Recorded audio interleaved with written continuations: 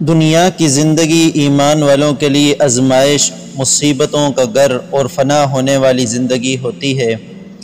یہاں عمل کرنا پڑتا ہے، مختلف آزمائشوں سے گزرنا پڑتا ہے۔ دنیا کی زندگی میں اللہ سبحانہ و تعالی اپنے بندوں کو آزماتے ہیں اور مختلف طریقوں سے آزماتے ہیں۔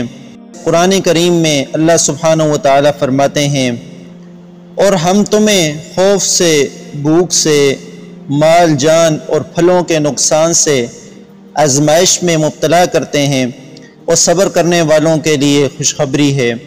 جنہیں کوئی مصیبت آتی ہے تو کہہ دیا کرتے ہیں کہ ہم خود اللہ تبارک و تعالیٰ کی ملکیت ہیں اور اسی کی طرف لوٹنے والے ہیں۔ ان پر ان کے رب کی رحمتیں اور نوائسیں ہوتی ہیں، اور یہی لوگ ہدایت یافتہ ہیں۔ دوسری جگہ اللہ سبحانہ و تعالیٰ فرماتے ہیں، کیا لوگوں نے یہ گمان کر رکھا ہے کہ ان کے صرف اس دعوے پر کہ ہم ایمان لائے ہیں ہم انہیں بغیر آزمائے ہوئے چھوڑ دیں گے؟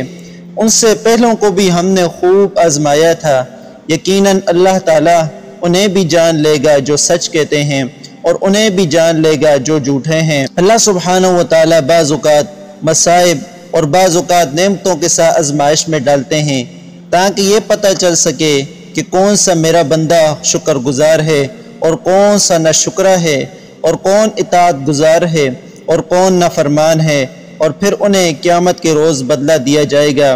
جب انسان ہر معاملے میں اللہ پر توکل کرنا سیکھ جاتا ہے، غموں اور خوشیوں میں صبر و شکر کے ساتھ زندگی گزارتا ہے، جب اس کی تمام امیدیں اللہ سے وابستہ ہو جاتی ہیں، تو اللہ فرماتے ہیں، میں ایمان والوں کے عمل کو ضائع نہیں کرتا۔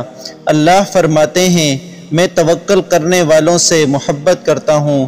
سنو، اللہ فرماتے ہیں، جو میری نعمتوں کی قدر کرتا ہے اور شکر ادا کرتا ہے، میں اس کی نعمتوں کو دگنا کر دیتا ہوں اور پریشانیاں ختم کر دیتا ہوں۔ اللہ فرماتے ہیں، صبر کرنے والوں کے لیے خوشخبری ہے۔ جب آپ اللہ کے وعدوں کو پورا کرتے ہیں تو اللہ آپ کے تمام معاملات کو سدھار دیتے ہیں اور آپ کی تمام پریشانیاں ختم کر دیتے ہیں۔ جب آپ کہتے ہیں مجھے سکون نہیں ملتا، تو کبھی تنہائی میں اللہ کو یاد کر کے تو دیکھیے، اللہ کے سامنے گڑ گڑا کر تو دیکھیے، اس کے سامنے آنسو کی بوندیں گرا کر تو دیکھیے، وہ تمہارے سب غموں کو ختم کر دے گا اور خوشیاں اور راحتیں عطا فرماتا جائے گا۔